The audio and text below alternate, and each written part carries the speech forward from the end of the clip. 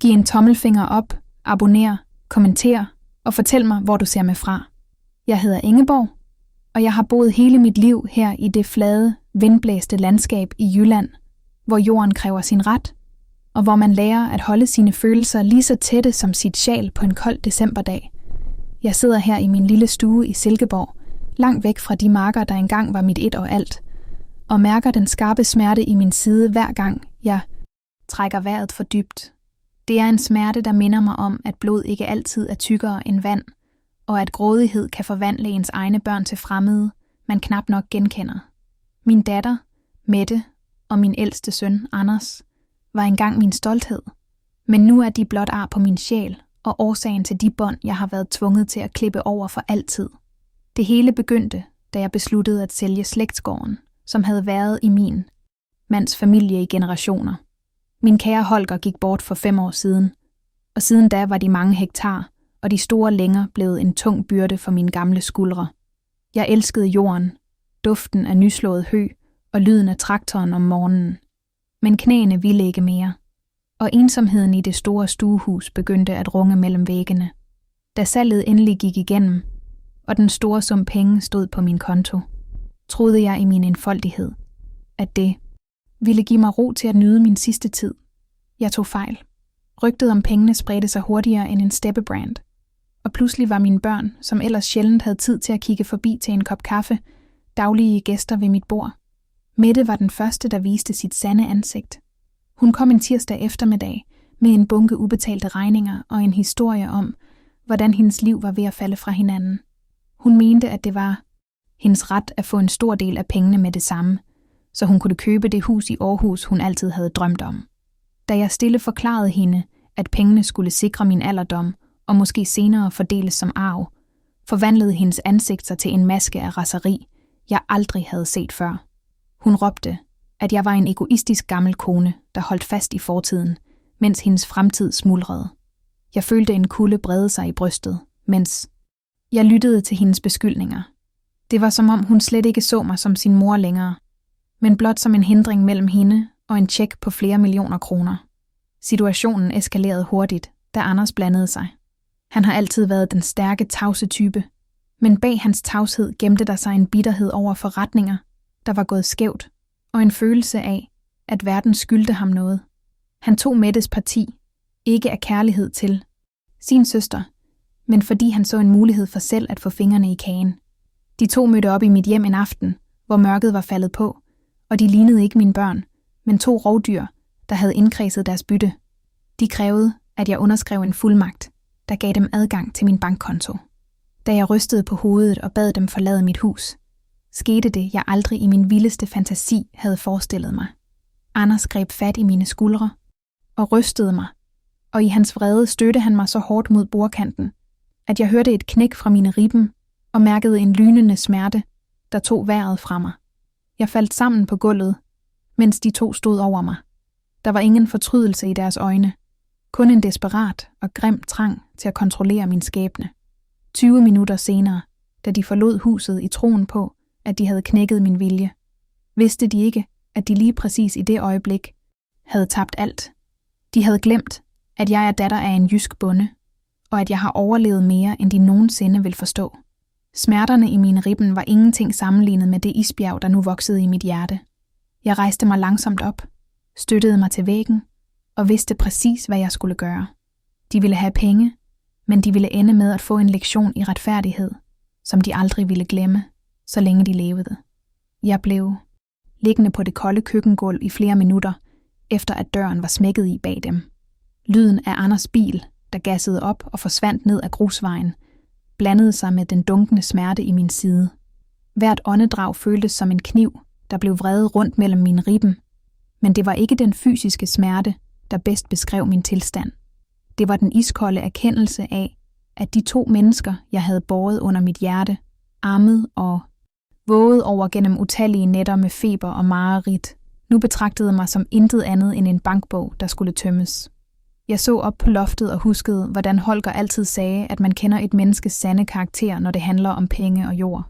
Han havde ret, og det smertede mig dybere end noget brækket ben eller ribben nogensinde kunne.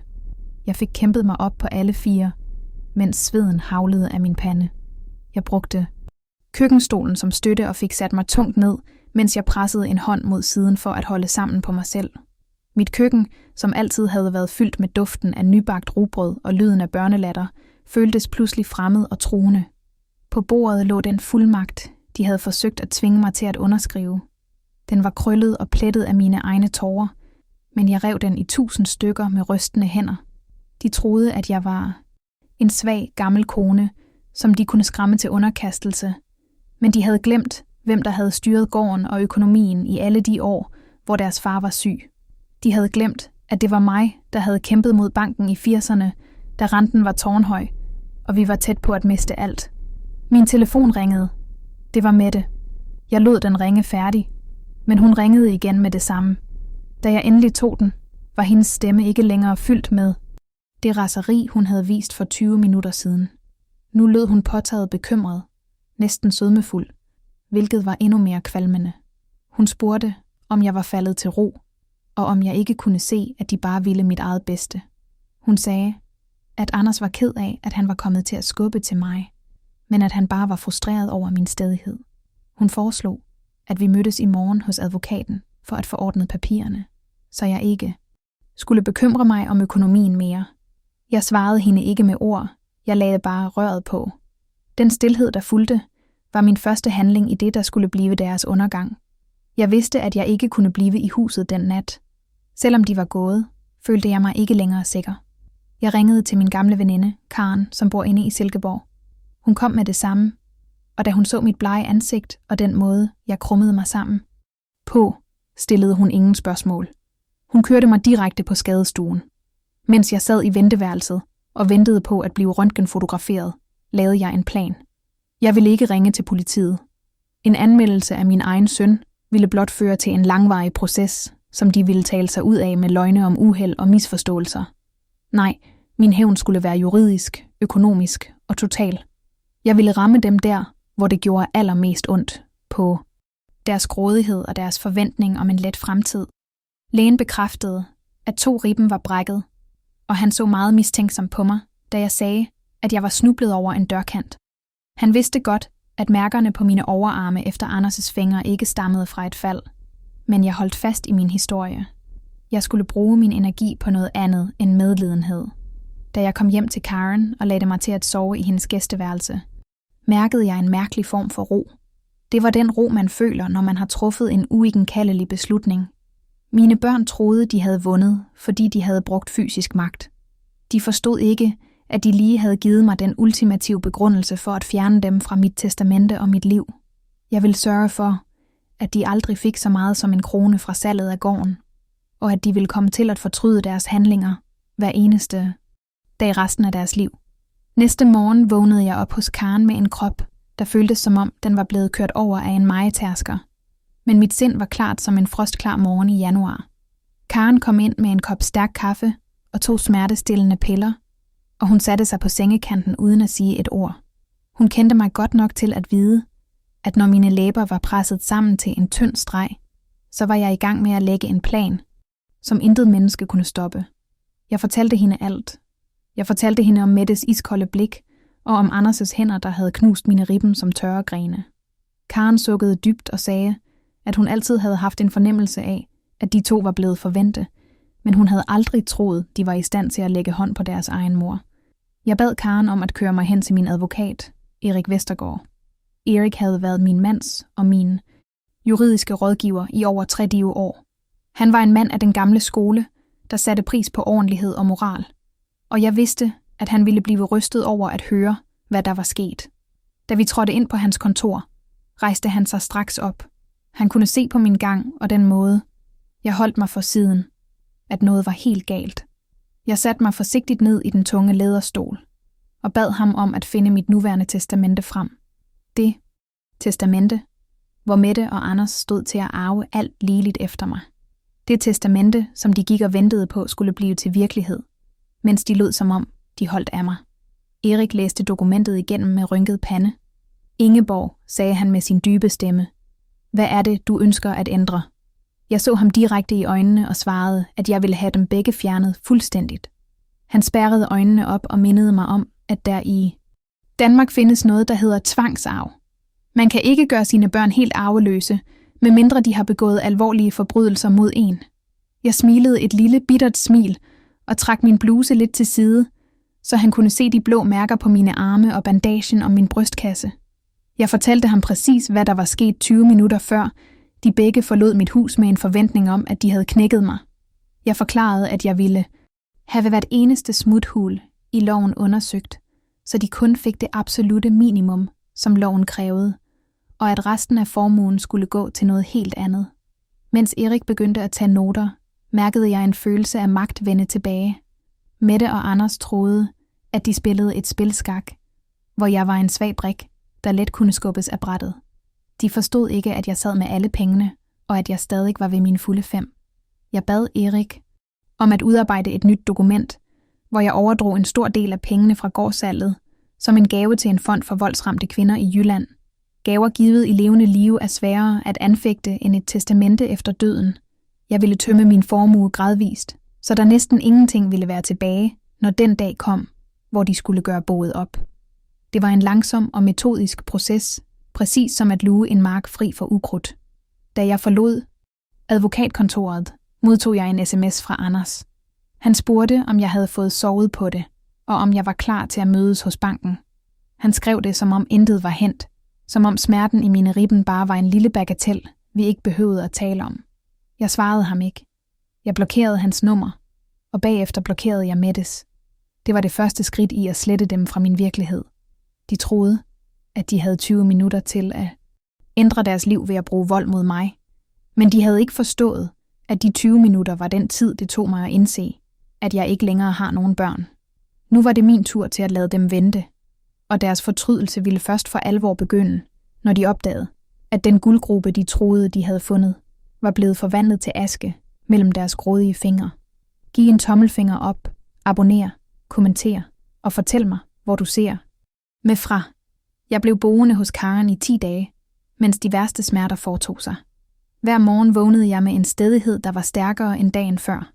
Jeg brugte tiden på at gennemgå alle mine papirer. Jeg fandt gamle breve frem, som min mand Holger havde skrevet til mig, og fotografier af børnene fra dengang de var små og uskyldige. Det var smertefuldt at se på de billeder, men det var nødvendigt. Jeg skulle minde mig selv om, at de mennesker, de var blevet til, intet havde at gøre med de børn, jeg engang elskede. Den datter, der legede med dukker under det store egetræ, var væk, og tilbage stod en kvinde, der var villig til at se sin mor lide for en hurtig gevinst. Mens jeg var hos Karen, forsøgte både Mette og Anders at kontakte mig gennem hende. Karen var som en uindtagelig fæstning. Hun tog telefonen og sagde med sin mest kølige stemme, at jeg ikke var tilgængelig, og at de burde skamme sig over at vise deres ansigter. Mette havde forsøgt at spille på følelserne og sagt, at hun var bange for, at jeg var blevet dement eller forvirret, siden jeg ikke ville tale med dem. Det var deres nye strategi, at få mig erklæret utilregnelig, så de kunne overtage styringen af min formue af den vej. Men de vidste ikke, at jeg allerede havde været hos lægen og fået en fuld helbredsundersøgelse, inklusive en kognitiv test, der beviste, at jeg var fuldstændig klar i hovedet. Jeg var 2 skridt foran dem hele tiden. Erik, min advokat, ringede og fortalte, at han havde forberedt alle papirerne til den fond, jeg ville oprette. Vi mødtes i hemmelighed på en lille café i udkanten af Silkeborg, hvor vi ikke risikerede at støde ind i nogen, vi kendte. Han præsenterede mig for en plan, hvor jeg ville overføre 800.000 kroner hvert år som en skattefri donation til forskellige velgørende formål, herunder krisecentre. Ved at gøre det på denne måde, ville min likvide formue svinde ind hurtigt og lovligt. Jeg underskrev dokumenterne med en hånd, der ikke rystede det mindste. Det føltes som en befrielse. Hver underskrift var en dør, jeg lukkede for Mette og Anders, og en dør, jeg åbnede for mennesker, der virkelig havde brug for hjælp. Men min plan stoppede ikke her. Jeg ville have, at de skulle mærke usikkerheden. Jeg bad Erik om at sende et formelt brev til dem begge på min vegne. I brevet stod der, at jeg på grund af de seneste begivenheder og den fysiske overlast, jeg var blevet udsat for, havde valgt at afbryde al kontakt. Der stod også, at enhver fremtidig kommunikation skulle gå gennem advokatkontoret. Jeg nævnte intet om testamentet eller donationerne. Jeg ville lade dem svæve i uvished, mens de så deres drømme om de mange millioner fra gårdsalget langsomt glide dem af hænde, De troede, de var de kloge, de unge og de hurtige. Men de forstod ikke tålmodigheden hos en kvinde, der har set kornet gro i 80 år. En eftermiddag kørte Karen mig forbi min gamle gård. De nye ejere var allerede i gang med at male stuehuset, og det gav mig et lille stik i hjertet at se fremmede mennesker i mit hjem. Men da jeg så de store marker, der strakte sig mod horisonten, huskede jeg ordene fra den aften, hvor Anders brækkede mine ribben. Han havde sagt, at jorden alligevel aldrig havde været min, men blot noget, jeg passede på for dem. Den kommentar var måske det, der gjorde allermest ondt. Nu sad jeg i bilen og smilede for mig selv. Jorden var solgt. Pengene var mine. Og jeg var i gang med at sørge for, at de aldrig ville få lov til at høste frugterne af mit og Holgers hårde arbejde. De troede, de havde vundet den nat i køkkenet. Men 20 minutter efter deres angreb var deres skæbne allerede besælet af min vrede. Smerterne i min ribben begyndte langsomt at fortage sig, men den indre vrede brændte stadig med en klar og stabil flamme. Jeg besluttede, at det var på tide at vende tilbage til mit eget hjem. Selvom Karen havde været en engel, ville jeg ikke flygte fra mine egne stuer. Jeg ville ikke lade mine egne børn tro, at de havde skræmt mig væk fra min base. Da jeg trådte ind over dørtrinnet, mærkede jeg straks minderne fra den aften, men jeg valgte at overskygge dem med handling. Jeg hyrede med det samme et låsefirma til at skifte alle låse i huset. Jeg fik også installeret et alarmsystem med kameraer ved både for- og bagdør. Det var en mærkelig følelse at skulle beskytte sig mod sit eget kød og blod, men det var nødvendigt. En uge efter min hjemkomst modtog jeg et brev fra Anders. Det var ikke sendt gennem min advokat, men afleveret personligt i min postkasse midt om natten. Jeg så ham på mine nye overvågningsbilleder. Han så hærget ud, som om de sidste dages usikkerhed havde tæret på ham. I brevet skrev han, at han var i store økonomiske vanskeligheder. Han indrømmede, at han skyldte penge til de forkerte mennesker, og at han havde regnet med arven eller et forskud for at redde sin familie og sit firma fra konkurs. Han bad om tilgivelse, men tonen var stadig gennemsyret af en forventning om, at jeg som mor naturligvis ville redde ham. Han forstod stadig ikke, at den mor, han kendte, døde den aften, han lagde hænder på hende. Jeg lagde brevet på bordet og tænkte på de mange gange, jeg havde hjulpet ham før. Jeg havde betalt hans indskud til lejligheder, hjulpet ham med lån til hans første bil og altid stået klar med en åben tegnebog, når han var kommet i klemme. Men denne gang var anderledes. Denne gang var prisen for hans grådighed mine brækkede knogler og min knuste tillid. Jeg ringede til Erik og bad ham undersøge Anders' firma. Det viste sig, at det stod meget værre til, end jeg havde troet. Han havde optaget lån i ejendommen, han ikke ejede, og han var på randen af en fuldstændig økonomisk nedsmeltning. Hans desperation den aften i mit køkken gav pludselig meget mere mening. Han kæmpede for sin overlevelse, men han valgte at gøre det ved at angribe den person, der altid havde holdt ham oppe. Mette var ikke bedre. Hun begyndte at sende lange e-mails, hvor hun anklagede mig for at favorisere fremmede frem for min egen familie. Hun havde fundet ud af, at jeg havde doneret penge til krisecentret, sandsynligvis gennem en bekendt, der arbejdede i banken. Hendes ord var som gift. Hun skrev, at jeg var en hykler, der hjalp voldsramte kvinder, mens jeg ødelagde mine egne børns liv ved at holde på pengene. Hun truede med at gå til pressen eller sagsøge mig for at få mig erklæret utilregnelig. Jeg læste hvert ord med kold ro. Hver trussel hun sendte, blev gemt og videresendt til Erik som bevis på hendes chikane. De gravede deres egen grav dybere for hver dag, der gik, og de lagde ikke mærke til, at jeg blot stod på kanten og kiggede ned. Jeg besluttede at invitere dem begge til et møde, men ikke hjemme hos mig. Vi skulle mødes på advokatkontoret under ordnede forhold. Jeg ville se dem i øjnene en sidste gang, før den endelige dom faldt. Jeg bad Erik om at forberede en opgørelse over alle de penge, jeg havde givet dem gennem årene. Det var et svimlende beløb, der langt oversteg, hvad en normal arv ville have lyttet på. Da dagen for mødet kom, klædte jeg mig omhyggeligt på. Jeg tog min bedste ulddragt på og satte mine perler. Jeg ville ikke ligne et offer. Jeg ville ligne den kvinde, jeg er. En ejerinde af min egen skæbne, som ikke lader sig kue af hverken smerte eller svigt. Da jeg trådte ind i lokalet, hvor de allerede sad og ventede, mærkede jeg, hvordan de begge sank spyttet. De kunne se på mit blik, at de 20 minutter af vanvid for uger siden var ved at koste dem alt, hvad de kært ejede. Mødet hos Erik Vestergaard blev præcis så iskoldt, som jeg havde forventet. Mette sad yderst på stolen og krammede sin dyre håndtaske, mens Anders ikke kunne finde ro i sine hænder. Han så ikke på mig, men stirrede stift ned i det mørke træbord. Jeg satte mig for bordenden, og for første gang i ugevis følte jeg ingen smerte i mine ribben. Vreden var blevet til en slags bedøvelse, der gjorde mig stærk. Erik lagde en række dokumenter frem foran dem. Han begyndte at læse op af listen over de beløb, jeg havde overført til dem i løbet af de sidste 20 år. Det var penge til udbetalinger, til gældssanering, til rejser og til børnebørnenes privatskoler. Stemmen hans var jævn og nøgtern, men for hvert tal han nævnte, blev luften i rummet tungere. Mette afbrød ham hurtigt. Hun sagde med en skinger stemme, at de penge var gaver, og at de intet havde at gøre med salget af gården nu. Hun mente, at de millioner, der stod på min konto, tilhørte familiens fremtid, og at jeg ikke havde ret til at give dem væk til fremmede mennesker eller organisationer. Jeg løftede min hånd, og hun tav øjeblikkeligt. Jeg fortalte hende roligt, at hver eneste krone var tjent af mig og Holger gennem hårdt slid, mens de to altid havde fået alt serveret på et sølvfad. Jeg mindede Anders om den aften i mit køkken. Jeg spurgte ham direkte, om han mente, at et brækket ribben var en rimelig pris for en mor at betale for at beholde sin egen ejendom. Han blev rød i ansigtet, men sagde stadig intet. Hans tavshed var det mest ærlige, han havde præsteret i årevis. Erik fremlagde derefter Det Nye Testamente og de gavebreve, jeg allerede havde underskrevet. Han forklarede dem, at jeg havde valgt at modregne alle de tidligere gaver i deres fremtidige tvangsarv. Det betød i praksis, at når den dag kom, hvor jeg ikke var her mere, ville der stort set intet være tilbage til dem.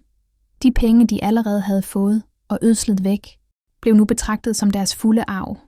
Mette sprang op og råbte, at det var ulovligt, og at hun ville trække mig i retten. Hun kaldte mig en ondskabsfuld gammel kvinde, der ville se sine egne børn lide. Jeg så på hende med medlidenhed. Det var ikke mig, der havde skabt denne situation. Det var deres egen utålmodighed og mangel på respekt, der havde ført os hertil. Anders rejste sig også. Han så desperat ud nu. Han indrømmede endelig foran Erik, at han var teknisk insolvent. Hans kreditorer pressede på, og han havde lovet dem, at pengene fra gården snart ville komme. Han sagde, at hvis jeg ikke hjalp ham nu, ville han miste alt. Hans hus, hans bil og hans status i det lille samfund, han boede i. Jeg svarede ham, at han allerede havde mistet det vigtigste, han ejede. Sin mors tillid. Jeg sagde til ham, at 20 minutter efter han havde lagt hånd på mig, havde jeg ringet til en advokat og ikke til en bank. Det var den beslutning, der nu betød, at han måtte tage konsekvenserne af sine egne handlinger. Jeg ville ikke redde ham fra en økonomisk afgrund, som han selv havde gravet. Da de forlod kontoret, efterlod de en lugt af desperation og had. Erik så på mig og spurgte, om jeg var sikker på, at jeg ville gå hele vejen. Jeg nikkede uden at tøve.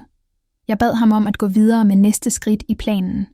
Salget af min nuværende bolig og købet af en lille eksklusiv seniorlejlighed i et sikret kompleks, hvor de ikke kunne få adgang uden at blive lukket ind. Jeg ville gøre mig selv usynlig for dem, indtil støvet havde lagt sig. Men før jeg forsvandt helt fra deres hverdag, havde jeg en sidste ting, jeg skulle have ordnet. Jeg ville sikre mig, at de forstod, at sand retfærdighed ikke kun handler om penge, men om at mærke tyngden af de valg, man træffer i livet. Jeg flyttede ind i min nye lejlighed en regnfuld eftermiddag i november. Det var en mærkelig følelse at pakke 80 års liv ned i papkasser, men det var også en renselsesproces. Hver ting, jeg valgte at tage med, bar på et minde om Holger eller om de gode år på gården, før grådigheden slog rod i mine børns hjerter. Den nye lejlighed var lys og moderne med udsigt over Gudenåen, og vigtigst af alt var der en dørtelefon med kamera og en portner i stueetagen. For første gang i mange måneder følte jeg, at jeg kunne sove uden at lytte efter lyde ved vinduet. Men selvom jeg havde fundet fysisk ro, vidste jeg, at stormen udenfor kun var ved at tage til i styrke for Mette og Anders. Kort efter min indflytning begyndte de økonomiske dominobrikker at falde for Anders. Erik holdt mig opdateret, da det var nødvendigt for de juridiske sager. Anders' firma gik officielt i konkurs, og da han ikke længere kunne fremvise dokumentation for en kommende arv, trak banken deres støtte. Det rygtedes i Silkeborg, at han måtte sælge sit store hus og flytte ind i en lille lejelejlighed i en af de blokke, han altid havde talt nedladende om. Jeg følte ikke glæde over hans ulykke, men jeg følte en dyb, tør retfærdighed. Han havde forsøgt at stjæle min tryghed for at redde sin facade, og nu var facaden væk, præcis som min tro på ham. 20 minutter af voldeligt vanvid havde kostede ham hele hans livsværk, fordi han ikke forstod, at magten lå hos den, der havde skabt værdierne. Mette reagerede anderledes.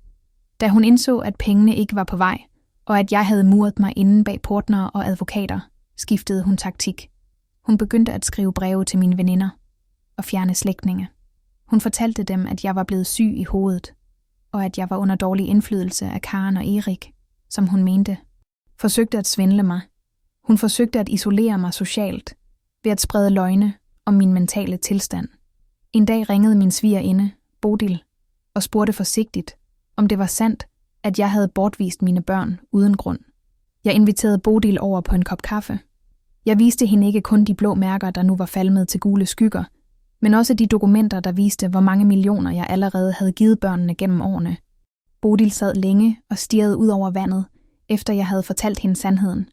Hun kunne næsten ikke tro, at Anders, som hun altid havde set som en god dreng, kunne finde på at brække sin mors ribben over et spørgsmål om penge. Da hun gik, vidste jeg, at sandheden ville sprede sig lige så hurtigt som Mettes løgne. Det var en del af min plan. Jeg ville ikke råbe op eller lave scener. Jeg ville bare lade sandheden arbejde i mørket, ligesom frosten arbejder i jorden. Mette og Anders troede, de kunne kontrollere fortællingen om vores familie, men de glemte, at jeg var den eneste, der kendte hele historien fra begyndelsen til slutningen. En aften stod Anders uden for komplekset. Jeg så ham på skærmen i min stue. Han så hærget ud. Hans skuldre hang, og han lignede en mand, der havde mistet alt håb. Han ringede på, men jeg tog ikke røret. Jeg stod bare og så på hans ansigt, i sort-hvid, på den lille skærm. Han råbte ikke denne gang. Han stod bare med panden mod muren, og lignede en, der endelig forstod rækkevidden af sit forræderi. Jeg mærkede et stik af den gamle morkærlighed, men så huskede jeg lyden af mine egne knogler, der knækkede, og følelsen af at ligge hjælpeløs på gulvet, mens mine egne børn så på mig med iskolde øjne. Jeg slukkede for skærmen og gik ind i min seng. Han måtte lære at stå på egne ben nu, selvom jorden under ham var forsvundet. Det var den hårdeste lektion, jeg nogensinde havde givet ham, men det var også den mest nødvendige. Vinteren lagde sig over Silkeborg som et tungt, hvidt lagen, og stilheden i min nye lejlighed blev min bedste ven. Jeg brugte dagene på at læse og på at kigge ud over Gudenåen, mens jeg drak min te. Men stilheden betød ikke, at jeg var holdt op med at handle. Tværtimod var jeg nu i gang med den mest delikate del af min plan. Jeg havde bedt Erik om at oprette en række uddannelseslegater i mine børnebørns navne. Selvom jeg ikke ønskede at se Mette og Anders, ville jeg ikke lade deres grådighed gå ud over den næste generation. Men der var en betingelse tilknyttet disse penge. De kunne kun frigives, når børnene fyldte 25 år, og de måtte under ingen omstændigheder bruges til at dække deres forældres gæld. Mette fandt ud af det gennem en bankrådgiver, og hendes raseri nåede nye højder. Hun dukkede op ved porten til lejlighedskomplekset og forsøgte at overtale portneren til at lade hende komme ind. Da det ikke lykkedes, begyndte hun at råbe mit navn nede fra gaden. Jeg stod bag mine gardiner og så hende stå derude i kulden. Hun lignede en fremmed. Hendes ansigt var forvredet af en blanding af vrede og desperation. Hun råbte, at jeg ødelagde hendes familie, og at jeg var en følelseskold kvinde, der satte penge højere end kærlighed. Det var ironisk, tænkte jeg, at høre de ord fra hende, som havde forsøgt at plyndre mig for hver en krone 20 minutter efter, at hun havde set sin bror overfalde mig. Jeg åbnede vinduet en lille smule, bare nok til, at hun kunne høre mig. Jeg sagde det ikke meget. Jeg sagde det blot, at kærlighed ikke kan købes, men at respekt er noget, man skal gøre sig fortjent til. Jeg fortalte hende, at pengene til hendes børn var sikre, men at hun selv aldrig ville få adgang til dem. Hendes reaktion var at kaste en sten mod mit vindue, men glasset var pansret, og stenen faldt bare magtesløst ned på fortovet. I det øjeblik vidste jeg, at jeg havde truffet det rigtige valg. Hun var ikke drevet af nød, men af en dyb følelse af berettigelse, som jeg desværre selv havde været med til at nære gennem årene, ved altid at give efter for hendes krav. Anders var i mellemtiden sunket endnu dybere. Hans konkurs var nu fuldbyrdet, og han havde mistet alt, hvad han ejede. Han var flyttet ind i en lille kælderlejlighed, og folk i byen talte om, hvordan han sad alene på det lokale værtshus og beklagede sig over sin onde mor. Det var mærkeligt at tænke på, at den lille dreng, som jeg engang lærte at cykle på gårdspladsen, nu var en bitter mand, der ikke kunne tage ansvar for sit eget liv.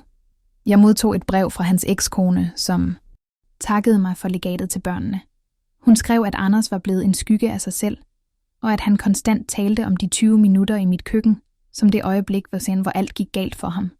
Men han så det stadig som min skyld, ikke som en konsekvens af hans egne hænder om mine skuldre. Jeg følte en sær form for renselse ved at se sandheden komme frem i lyset. Jeg var ikke længere bange for deres vrede. Jeg havde taget min magt tilbage, og jeg brugte den til at bygge noget op, som ville vare ved længe efter jeg var væk. Donationerne til krisecentrene var begyndt at gøre en reel forskel, og jeg fik breve fra kvinder, der havde fået en ny start, takket være pengene fra salget af gården. Det gav mig en mening med det hele, som mine børn aldrig ville kunne forstå. De så kun tallene på en konto, men jeg så de skæbner, der blev ændret. Hver gang jeg læste et af de breve, mærkede jeg en lindring i min side, som om de knækkede ribben endelig var ved at gro rigtigt sammen. Ikke kun fysisk, men også i min sjæl. Giv en tommelfinger op, abonner, kommenter og fortæl mig, hvor du ser med fra. Da vinteren begyndte at slippe sit tag, og de første erantis tittede frem i parken nede ved Gudenåen, modtog jeg en indkaldelse til retten. Mette og Anders havde gjort alvor af deres trusler, og havde i fællesskab anlagt sag for at få omstødt mine seneste donationer og for at få mig sat under økonomisk værgemål. De påstod, at jeg handlede under tvang fra min advokat, og at min beslutning om at give så store beløb væk var et tegn på, at jeg ikke længere var i stand til at tage vare på mig selv. Det var deres sidste desperate forsøg på at få fat i de penge, som de mente var deres fødselsret. Erik Vestergaard kom over til mig med dokumenterne, og vi sad i min lyse stue og gennemgik deres anklage punkt for punkt. Han rystede på hovedet over de løgne, de havde skrevet ned. De beskrev mig som en forvirret og skrøbelig kvinde, der var let at manipulere. De havde endda vedlagt vidneudsagn fra nogle af Anders gamle venner, som påstod, at jeg havde virket mærkelig og glemsom ved familiemiddage for flere år siden. Men Erik smilede bare sit skæve smil og sagde, at de lige præcis var gået i den fælde, vi havde lagt. Vi havde nemlig dokumentation for alt, lige fra lægeerklæringer til de optagelser, som mit nye alarmsystem havde lavet den nat. De kom for at tro mig. Dagen for retsmødet var kold og klar. Jeg klædte mig i min mørkeblå ulddragt, den samme som jeg bar til Holgers begravelse. Jeg ville have, at retten skulle se en kvinde med værdighed, ikke et offer. Da jeg trådte ind i retssalen i Viborg, mærkede jeg alles øjne på mig. Mette sad på den anden side af lokalet og undgik mit blik, mens Anders så ned i sine papirer. De lignede 2 mennesker, der var ved at indse, at deres grådighed havde ført dem ud på meget tynd is. Dommeren, en ældre kvinde med et fast blik, bad mig tage plads i vidneskranken. Jeg mærkede en lille sidren i min side, hvor ribbenene engang var brækket, men min stemme var rolig og klar, da jeg begyndte at tale. Jeg fortalte retten om mit liv på gården, om de mange års slid sammen med Holger, og om hvordan vi altid havde sørget for vores børn. Men så skiftede jeg toneleje. Jeg beskrev i detaljer den aften i køkkenet. Jeg fortalte om presset, om råbene, og til sidst om smerten, da Anders stødte mig mod bordet. Jeg fremviste de fotografier, som lægen havde taget af mine mærker, og jeg lod Erik afspille den lydoptagelse fra kameraet ved min dør, hvor man tydeligt kunne høre Mette råbe, at jeg ikke ville få fred, før jeg havde skrevet under. Der blev helt stille i salen. Selv Mettes advokat så ud til at have lyst til at gemme sig under bordet. Det var ikke længere en sag om en senil kvinde. Det var en sag om groft omsorgssvigt og økonomisk vold. Da dommeren endelig tog ordet, var hendes dom sønderlemmende. Hun afviste alle deres krav med det samme. Hun konstaterede, at jeg var fuldstændig åndsfrisk og i min fulde ret til at disponere over min formue. Men hun stoppede ikke der.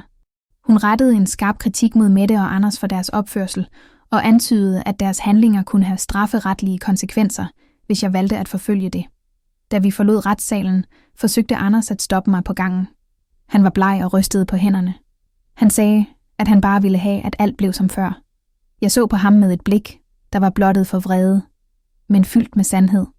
Jeg sagde til ham, at 20 minutter i et køkken kan ødelægge 4 års kærlighed, og at han nu måtte leve med det tomrum, han selv havde skabt. De havde ønsket sig en formue, men de endte med at miste deres mor og deres ære foran hele byen. Efter retssagen i Viborg faldt der en sær og tung stilhed over mit forhold til mine børn. Dommerens ord havde skåret igennem alle deres bortforklaringer, og nyheden om deres nederlag spredte sig hurtigt i de kredse, de færdedes i. For Mette betød det, at hendes sociale facade begyndte at krakelere. Hun havde altid gået højt op i, hvad folk i Silkeborg tænkte om hende, Men nu blev hun mødt med kølige blikke nede i supermarkedet og ved de selskaber, hun før var selvskreven til. Folk vidste nu, at hun havde forsøgt at få sin egen mor umyndiggjort for at dække sin egen grådighed, og den slags bliver aldrig glemt i en by, hvor moral stadig betyder noget. Jeg modtog et brev fra min yngste søn, Christian, som har boet i udlandet i mange år. Han havde hørt om alt det postyr, der havde været, og han skrev med en tone af dyb skam over sine søskendes opførsel. Christian har aldrig bedt om noget, og han har skabt sit eget liv uden at skele til gården eller formuen. Han tilbød at komme hjem og besøge mig. Ikke for at tale om penge, men for at sikre sig, at jeg havde det godt. Hans brev var som en balsam for min sjæl. Det mindede mig om, at selvom jeg havde 2 visne grene på mit familietræ, så var der stadig liv og godhed i de andre. Jeg svarede ham med det samme og bad ham komme til jul, så vi kunne fejre højtiden i min nye lejlighed, langt væk fra fortidens spøgelser. Anders havde det sværere. Uden udsigten til arven og med en konkurs i ryggen, måtte han tage et arbejde som lagerarbejder for at få mad på bordet. Det var et hårdt fald for en mand, der før havde kørt i store biler og set ned på folk med beskidte hænder. En eftermiddag så jeg ham tilfældigt, da jeg var ude at gå en tur langs åen. Han stod ved en varebil og læssede kasser af. Han så gammel ud, meget ældre end han burde være, og hans bevægelser var træge. Han opdagede mig ikke, og jeg valgte ikke at gå hen til ham. Der var ikke mere at sige. Den smerte, han bar på nu, var den fortrydelse, han var blevet advaret om 20 minutter efter sit overgreb, men som han først nu mærkede tyngden af. Jeg brugte december måned på at gøre klar til Christians besøg. Jeg pyntede op med de gamle nisser, som jeg havde taget med fra gården, og jeg købte den fineste flæskesteg hos slagteren. Selvom mine ribben stadig mindede mig om sig selv, når vejret skiftede til kulde og fugt, så følte jeg mig stærkere end i mange år. Jeg havde truffet de svære valg, og jeg havde stået ved dem. Jeg mærkede en dyb tilfredshed ved at vide, at pengene fra salget af gården nu arbejdede for andre kvinder, der havde oplevet det samme svigt som jeg, og at mine børnebørn var sikret en uddannelse uden deres forældres indblanding. Men Mette var ikke færdig endnu. Hun forsøgte en sidste, desperat handling. Hun sendte mig en video af mine børnebørn, hvor de sad og sagde, at de savnede deres mormor, og at de ikke forstod, hvorfor de ikke måtte se mig. Det var et åbenlyst forsøg på at bruge børnene som våben mod min samvittighed. Det skar mig i hjertet at se de små ansigter. Men jeg vidste, at hvis jeg gav efter nu, ville Mette blot bruge det som en åbning til at fortsætte sin manipulation. Jeg sendte en gavekurv til børnene gennem min advokat med et personligt brev til hver af dem, hvor jeg forklarede, at jeg altid ville elske dem, men at nogle gange er voksne nødt til at være hver for sig for at finde fred. Jeg ville ikke lade hende bruge deres uskyld til at bryde de grænser, jeg med så stor smerte havde trukket op. Julen kom med rimfrost på ruderne, og en fred, jeg ikke havde mærket i årevis. Da Christian trådte ind i min lejlighed, føltes det som om et frisk pust fra havet rensede ud i de støvede minder. Vi sad længe og talte om alt andet end retssager og penge. Han fortalte om sit arbejde og om livet i udlandet, og jeg kunne mærke, at han havde arvet sin fars evne til at finde glæde i de små ting.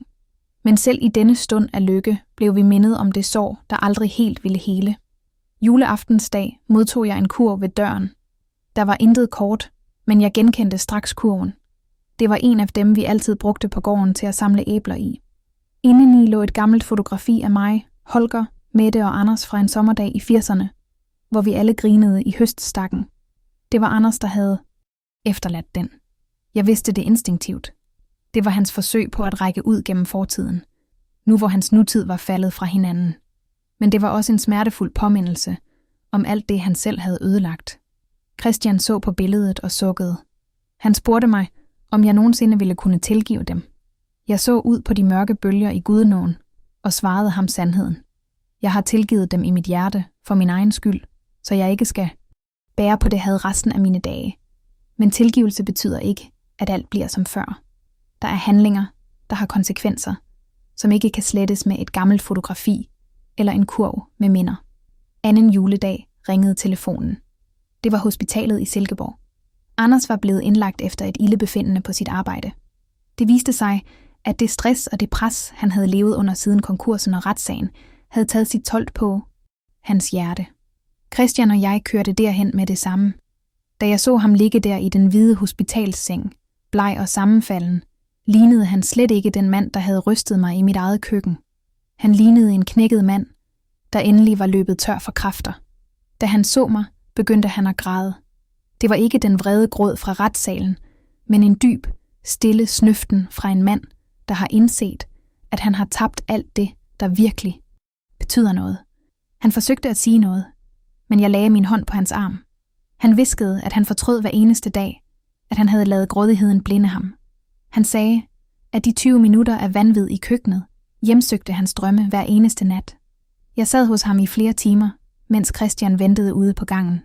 Vi talte ikke om penge eller gården. Vi talte om de kolde vintre i min barndom og om hans far.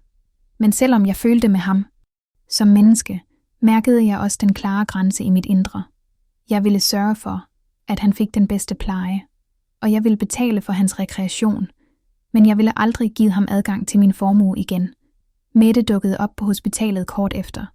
Hun var stadig ikke i stand til at se sin egen del i tragedien. Da hun så mig sidde ved Anders' seng, troede hun straks, at jeg var blødt op, og at hun nu kunne få mig til at ændre mening om testamentet. Hun begyndte med det samme at tale om advokater, og om at annullere donationerne til krisecentret. Jeg rejste mig op med en træthed, der sad helt inde i knoglerne. Jeg så på hende og sagde, at hun ikke engang ved sin egen brors sygeseng kunne glemme sin sult efter penge.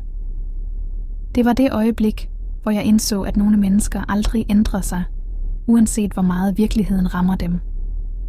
Jeg forlod hospitalet med Christian ved min side, velvidende at min rejse mod endelig retfærdighed var tæt på sin afslutning.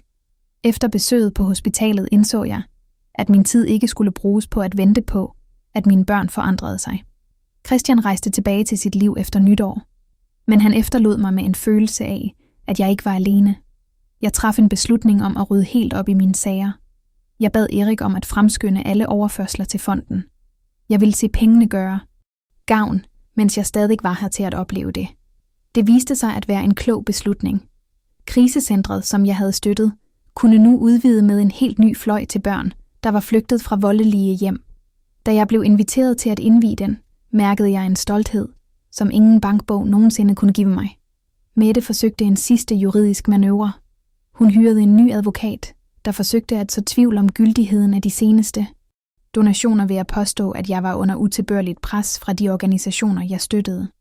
Det var et desperat og grimt forsøg på at snavse mit eftermæle til, men denne gang reagerede jeg ikke med tavshed. Jeg bad Erik om at sende en kopi af overvågningsbillederne fra den nat, hvor Anders brækkede min ribben, direkte til Mettes nye advokat, sammen med et brev. I brevet stod der blot, at hvis de ikke trak sagen tilbage med det samme, ville jeg personligt anlægge sag mod dem begge for vold og afpresning. Jeg havde hidtil skånet dem for fængsel af hensyn til børnebørnene, men min tålmodighed var brugt op. Det virkede. Inden for 48 timer var alle sagsanlæg mod mig trukket tilbage. Mettes advokat opsagde samarbejdet med hende, sandsynligvis fordi han indså, at han repræsenterede en sag uden moral eller fremtid. Mette forsvandt derefter fra mit synsfelt. Jeg hørte senere, at hun var flyttet til en anden del af landet for at starte forfra, da hendes rygte i Silkeborg var blevet for tungt at bære. Hun tog børnebørnene med sig, hvilket var det tungeste tab for mig. Men jeg vidste, at de penge, jeg havde sat til side til deres uddannelse, ville stå der som en beskyttelse for dem, når de engang blev voksne og selv kunne vælge deres vej. Anders blev udskrevet fra hospitalet, men han var ikke længere den samme mand. Han var fysisk svækket og mentalt knækket. Han flyttede ind i et lille beskyttet boligbyggeri, hvor han kunne få hjælp til hverdagen. Jeg valgte at betale for de ekstra ydelser, han havde brug for, gennem en anonym ordning, så han aldrig fik at vide, at pengene kom fra mig. Jeg ville ikke have hans taknemmelighed, og jeg ville ikke give ham følelsen af, at han var blevet tilgivet på en måde, der slettede fortiden.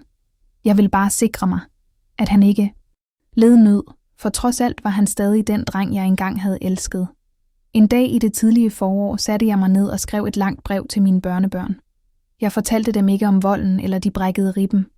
Jeg fortalte dem om gården, om deres farfar Holger, og om de værdier, som vi havde bygget vores liv på. Jeg forklarede dem, at sand rigdom ikke findes i det, man kan købe, men i de mennesker, man kan stole på, og i den samvittighed, man bærer med sig. Jeg lagde brevet i en bankboks sammen med deres legatbeviser. De skulle først læse det, når de blev 25 år. Det var min sidste gave til dem. Sandheden om deres familie, fortalt med kærlighed, men uden løgne. Jeg følte, at jeg endelig havde lagt den tunge byrde fra mig, som jeg havde båret på siden den skæbnesvangre aften i køkkenet. Giv en tommelfinger op, abonner, kommenter og fortæl mig, hvor du ser med fra. Et år er gået, siden min verden faldt sammen i køkkenet på gården, og nu sidder jeg her i min stue og ser solen gå ned bag Gudenåen. Smerterne i mine ribben er forsvundet, og det samme er den tunge sky af vrede, der har hængt over mig så længe. Jeg har brugt de sidste måneder på at fuldføre min sidste opgave. Min formue er nu næsten væk, fordelt mellem de krisecentre, jeg støtter, og de lukkede konti til mine børnebørn. Jeg ejer kun min lejlighed og de minder, der er værd at gemme på. Det er en mærkelig, men vidunderlig frihed at have givet alt væk og vide, at det gør gavn i de rette hænder. Jeg modtog for nylig et sidste brev fra Mette. Hun skrev fra sit nye hjem på Sjælland og bad ikke længere om penge. Hun skrev, at hun var begyndt i terapi, og at hun var begyndt at indse, hvor meget hun havde mistet. Hun bad ikke om tilgivelse, for hun vidste nu, at det var for meget at forlange. Jeg svarede hende ikke. Nogle døre skal forblive lukkede for at bevare den fred, man har kæmpet så hårdt for at finde. Jeg ved, at hun må leve med vægten af sine egne handlinger, og det er den mest retfærdige straf, livet kan give. Hendes fortrydelse kom 20 minutter for sent, og nu er de 20 minutter blevet til en livstid af adskillelse.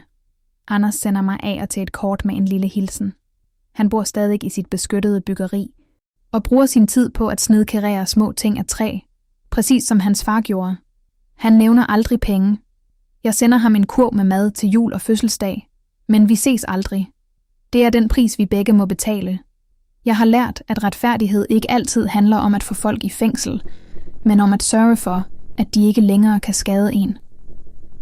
Ved at tage deres økonomiske magt fra dem, gav jeg dem muligheden for at finde sig selv igen, uden grådighedens blændende lys. Om de formår det, er nu op til dem selv. Min yngste søn, Christian, kom på besøg igen her i foråret. Vi gik en lang tur langs vandet, og han sagde noget, som jeg altid vil bære med mig. Han sagde, at han var stolt af mig, ikke fordi jeg havde pengene, men fordi jeg havde modet til at sige stop. Han så på mig med sine klare blå øjne og sagde, at jeg havde reddet familiens ære ved at kræve respekt frem for at købe fred. I det øjeblik vidste jeg, at hele kampen havde været det værd. Min ribben blev brækket af min egen søn, men min sjæl blev gjort stærk af min egen vilje til at kræve retfærdighed. Jeg rejser mig op og går hen til vinduet. Verden fortsætter med at dreje rundt, uanset om vi har millioner på kontoen eller ej. Jeg tænker på Holger, og håber, at han ser ned på mig med et smil. Vi byggede vores liv på jorden og på ærlighed, og selvom vores børn farede vild, så endte pengene fra vores hårde slid med at hjælpe dem, der virkelig havde brug for det. 20 minutter tog det at ødelægge alt, men det tog et helt år at bygge noget nyt og bedre op. Jeg trækker vejret dybt, helt ned i lungerne, uden at det gør ondt. Jeg har fundet min fred, og jeg har sørget for, at retfærdigheden skete fyldest på min egen måde.